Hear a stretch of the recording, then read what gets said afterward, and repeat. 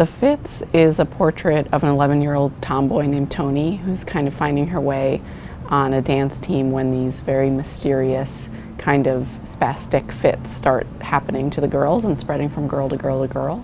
And it's kind of a portrait of that moment in her life as she's kind of finding what it means to be part of a team. I was working on a lot of dance films, so I thought it would be really interesting to set that in a dance world and really play around with body mimicry and what it means to kind of perform these mundane, everyday choreographies as teenagers.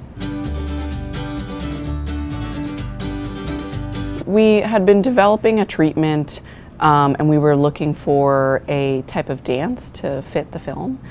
We hadn't, the original idea for the film did not take place in Cincinnati or in a drill team.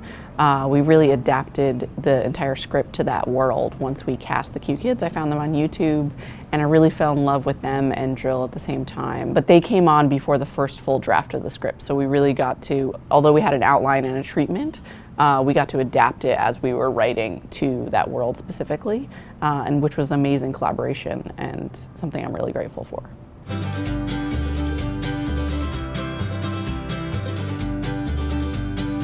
I came up in camera, so I studied cinematography at NYU, and I came up in the ranks as like a loader first, operator, shooter, and then I started producing mostly nonfiction feature films and some short form content as well.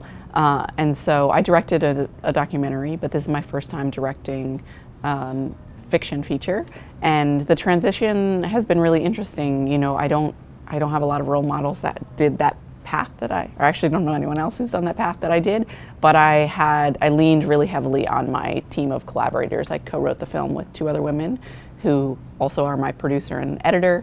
So it really was, you know, I made sure that as a first-time director I had this team that I could really trust and lean into as collaborators.